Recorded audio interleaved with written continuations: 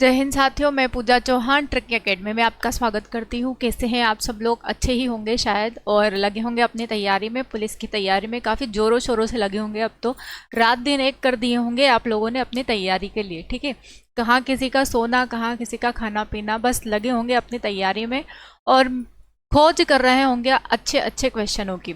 तो हम लेकर आए हैं वही पिछले साल के पुराने पेपर, जिनसे आपको बहुत मदद मिल सकती है और क्वेश्चन भी आपको पता चल सकते हैं कि किस टाइप से क्वेश्चन आते हैं, पूछे जाते हैं। ठीक है, तो क्वेश्चन पहला है आपका, पदानुक्रम वर्गीकरण में कितनी श्रेणियां हैं? पदानुक्रम। अब आप सोचेंगे कि पदानुक्रम, विज्ञान में पदानुक्रम कैसा क्या क्वेश्चन आ गया है? इसको कहते हैं हियरार्की क्लासिफिकेशन। तो ये आपसे पूछा गया कि इनकी संख्या कितनी होती है? कितनी होती है?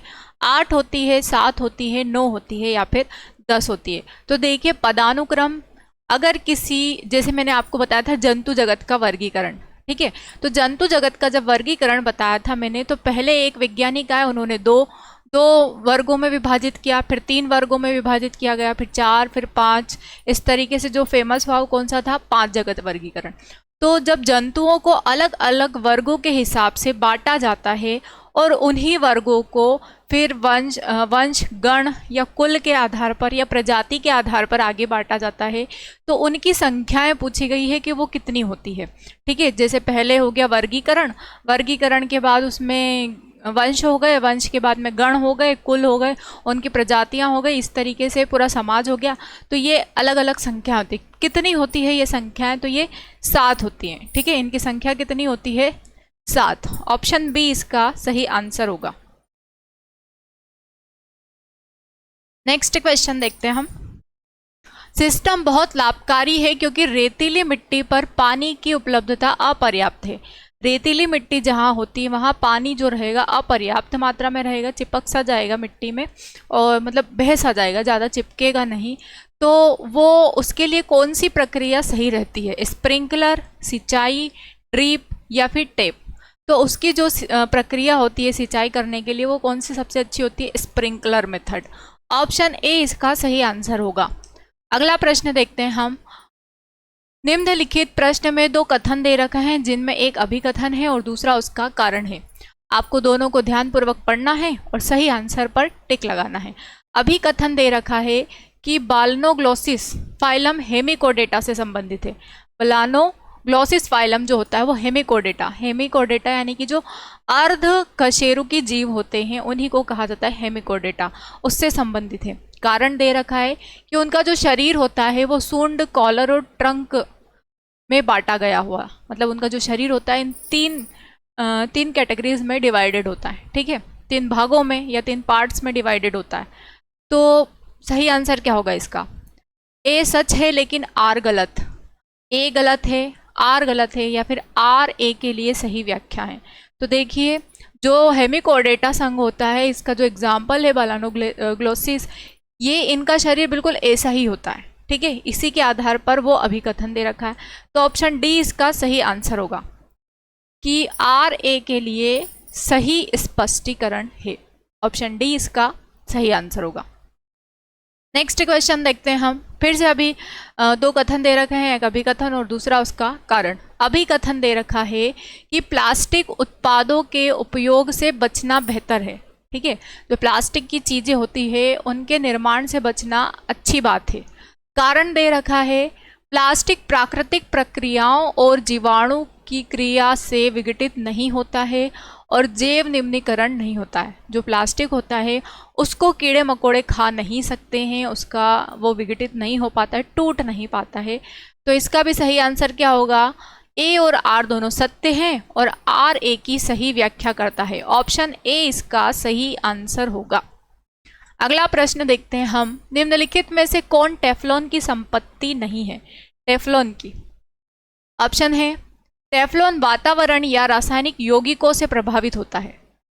टेफ्लॉन पानी और तेल टेफ्लॉन लेपित वस्तुओं से नहीं चिपकते, या फिर टेफ्लॉन उच्च ताप से अप्रभावित रहता है क्योंकि इसका गलनांक 3270 डिग्री सेल्सियस होता है, या फिर टेफ्लॉन लेपित वस्तुओं को धोना आसान होता है। तो देखिए, जो नॉनस्टिक बर्तन होते हैं उसके ऊपर टेफ्लॉन की परत चढ़ी होती है। क्यों चढ़ी होती है? ताकि खाना जो रहे उस पर चिपके ना, और चिपकेगा नहीं मतलब उसमें पानी और तेल का उस पर कोई असर नहीं होगा, तभी वो नहीं चिपकेगा। तो ऑप्शन बी इसका सही आंसर होगा कि पानी और तेल टेफ्लॉन लेपित वस्तुओं से नहीं चिपकेगा, इसीलिए उस पर टेफ्लॉन लगाया जाता है। अगला प्रश्न है, टार्ट्रिक अम्ल का स्रोत है। टार्ट्रिक क्या है? क्रैनबेरी, सेब, आलू या सिरका। देखिए सिरके में तो एसिटिक अम्ल होता है, सेब में मैलिक एसिड होता है, क्रैनबेरी में टार्ट्रिक अम्ल नहीं होता है, बचता क्या है? आलू। आलू में क्या पाया जाता है? टार्ट्रिक अम्ल। ऑप्शन सी इसका सही आंसर होगा। नेक्स्ट क्वेश्चन है, मिट्टी एक मिश्रण है जिसमें चट्टान के छोटे कण और सड़े हुए जीवों के टुकड़े होते हैं, जिसे कहा जाता है, क्या लिखा है? मिट्टी एक मिश्रण है जिसमें ये सारी चीजें पाई जाती है, उसको क्या कहा जाता है? ह्यूमस कहा जाता है, घर्षण कहा जाता है, ऊपरी मिट्टी कहा जाता है, या फिर कवक कहा जाता है। तो देखिए जिस मिट्टी के अंदर सड़े गले पत्ते, सब्जियां, कीड़े मकोड़े के अवशेष होते हैं वो ह्यूमस कहलाता है, और ये ह्यूमस इतना अच्छा होता है कि जिसके कारण पादपों की वृद्धि अच्छे से हो पाती है। इसीलिए जब प्लांटेशन करते हैं ना, जो लोग जिनको प्लांटेशन करने का बहुत शौक होता है, गार्डनिंग करने का बहुत शौक होता है, तो वो लोग चाय पत्ती का पानी या फिर सब्जी का जो भी बचा हुआ पानी रहता है ना, वो पेड़ पौधों में डाल देते हैं, क्योंकि इन चीज़ों से पौधे की ग्रोथ काफ़ी अच्छी हो जाती है। ठीक है, जैविक खाद के रूप में प्रयोग किए जाते हैं। अगला प्रश्न देखते हैं हम, मीना माता सम्मेलन किस वर्ष हुआ था? मीना माता एक रोग है जो कि लेड की अधिकता के कारण होता है। जब आप खाने में लेड की मात्रा बढ़ा लेते हैं तो उसके कारण मीना माता रोग हो जाता है, और मीना माता रोग का सम्मेलन किस वर्ष हुआ था? तो वो हुआ था 2013 में। ठीक है, 2013 में ये पहला सम्मेलन हुआ था, और उसी के बाद में लोगों को जागरूक किया गया था। पहले जो था वो मैगी में भी लेड की मात्रा बहुत ज़्यादा डाल दी जाती थी, तो उसके कारण लगभग एक साल तक उसके ऊपर केस चला था, और बैन कर दी थी एक साल के लिए मैगी बने, मतलब मैगी की जो फैक्ट्रियाँ थी वहाँ पर मैगी बनना बंद हो गई थी, क्योंकि वो लेड की मात्रा ज़्यादा मिला रहे थे उसमें, और इससे मीना माता रोग होने की पूरी संभावना थी। इस रोग में बच्चा जो रहेगा वो मंद बुद्धि हो जाता है, बोलना सुनना बंद कर देता था, इसीलिए इस पर रोक लगा दी गई थी। तो इसका सम्मेलन कब हुआ? 2013 में। अगला प्रश्न है, निम्नलिखित में से कौन सा जीवाणु दही के निर्माण में या दही के निर्माण को बढ़ावा देता है? कौन सा है? स्टेनोट्रोफोमोनास, माल्टोफिलिया, लैक्टोबैसिलस, स्पिरुलम पालुटान्स या स्ट्रेप्टोकोकस एवियम। स्ट्रेप्टोकोकस एवियम जो है ये निमोनिया का बैक्टीरिया होता है। दूध में लैक्टिक शर्करा पाई जाती है। अब लैक्टिक शर्करा है तो बैक्टीरिया कौन सा होगा? लैक्टोबैसिलस। ऑप्शन बी इसका सही आंसर होगा। ठीक है, अगला प्रश्न देखते हैं हम। भारत सरकार ने केंद्रीय ग्रामीण स्वच्छता कार्यक्रम, central rural sanitation programme, CRSP कहा जाता है, जिसको किस वर्ष शुरू किया था? 1976, 1980, 1983 या 1986? देखिए इसकी शुरुआत हुई थी 1986 में। ऑप्शन डी इसका सही आंसर होगा। नेक्स्ट क्वेश्चन देखते हैं हम जो फिल्में देखते हैं वे वास्तव में उचित क्रम में कई अलग अलग चित्र है। ठीक है, वे आमतौर पर प्रति सेकेंड रिक्त स्थान चित्रों की दर से आंखों के सामने से गुजारे जाते हैं। जब आप कोई मूवी देखते हो तो मूवी जैसे टॉकीज वगैरह में देखने गए तो वो मूवी आपको बहुत अच्छे से याद रहती है।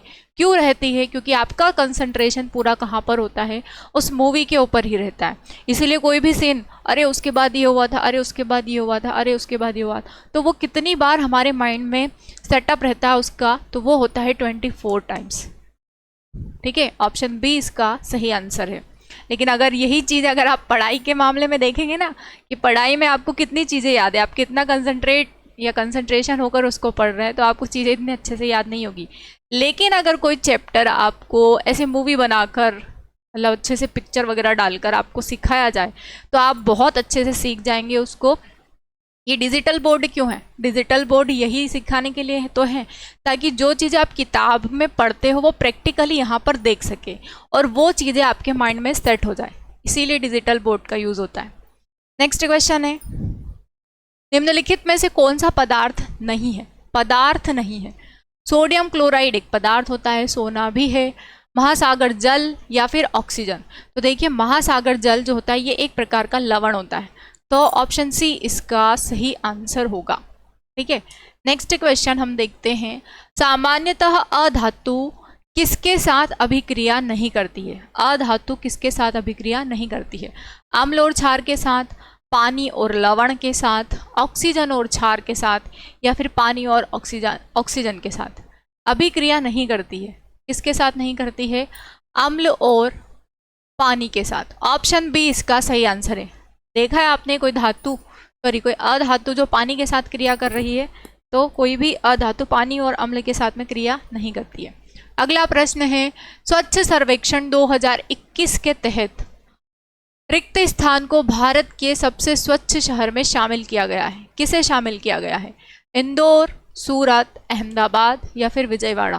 तो इसका जो सही आंसर आएगा वो क्या आएगा? इंदौर। 2014 से स्वच्छ सर्वेक्षण अभियान की शुरुआत हुई है 2 अक्टूबर 2014 से, इसीलिए गांधी जयंती के दिन ही स्वच्छ भारत या दिवस मनाया जाता है। तो इसकी शुरुआत हुई थी इंदौर से और यही अभी भी 6 नंबर पर सबसे स्वच्छ शहर है एमपी का। नेक्स्ट क्वेश्चन है, किस राज्य ने राज्य में पानी की गुणवत्ता का परीक्षण करने के लिए लैब ऑन व्हील्स लॉन्च किया है? एक लैब लॉन्च की है जिसका नाम है लैब ऑन व्हील। ठीक है, पानी की गुणवत्ता का परीक्षण करने के लिए किस राज्य ने किया है? हरियाणा, मध्य प्रदेश, हिमाचल प्रदेश या फिर महाराष्ट्र? तो ये शुरुआत की है किसने? हरियाणा में इसकी शुरुआत की गई है। ऑप्शन ए इसका सही आंसर होगा। ये हमने 16 फरवरी 2022 के फर्स्ट शिफ्ट के क्वेश्चन आपके सामने डिस्कस किए हैं।